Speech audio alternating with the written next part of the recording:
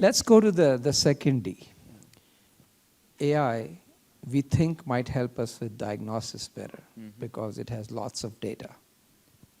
Is it helping you? Is it helping Yashoda? Yeah, I think here just broadly, we have seen this pattern over and over again, even in this over the past maybe 20-25 years. Whenever a technology comes in, so there's this technology trigger, like something's changed, and then there's this whole expectations kind of rise. Sometimes beyond rational limits for the time that you're in. And then you go through what is called the chasm of disappointment, and you're like figuring out, okay, we thought this would happen and it didn't, and you're like unhappy. And then slowly people, realistic expectations set in, and you get into that, what they call the plateau of productivity. And it's happened with the internet, it's happened with mobile, and it's probably going to happen with AI. I think a lot of people don't, they know that someday the world will be very, very different because of AI, but in terms of real world applications with low error rates, there's very few. I think there's a lots of pilots going on, but there are very few clinically validated procedures being practiced in this building, for example, today. Let's be honest. But all the pilots that are going through, I think they're showing increasing promise as we go through, decreasing error rates, better accuracy, etc. So the area that has seen the most practical application, for example, is vision. I would say, being able to identify.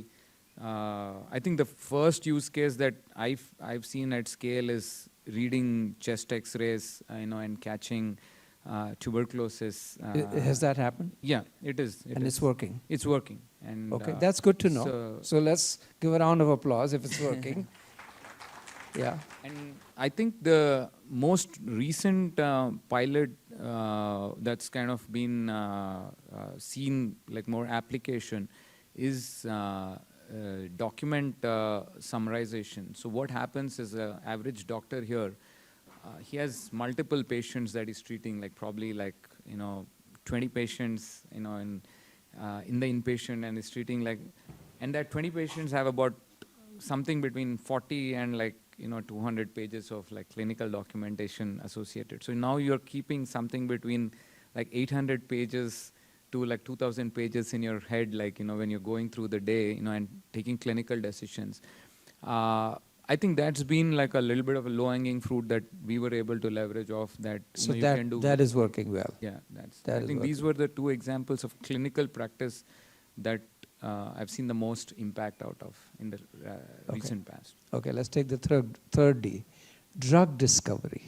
Everybody's saying, oh, come on, now we have molecules which are three-dimensional, and we can do all kinds of simulation and discover drugs faster. Yeah.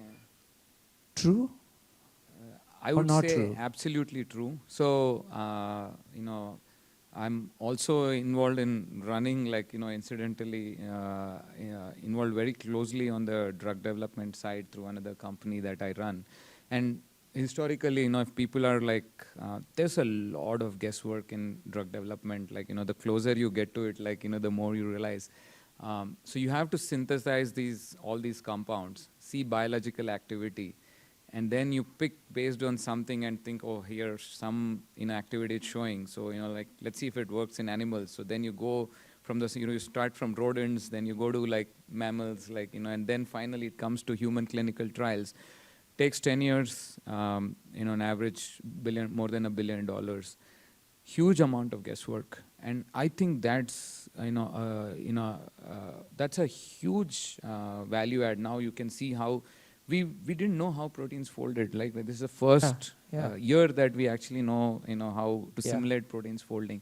That slowly, it's not diffused as widely as it will be in a few years, but it'll make a huge difference in that. And where do you think this is going? Is it going to happen in universities, labs? Is it going to happen in hospitals? What's the scale of investment required? Do governments need to get into it to make sure it happens?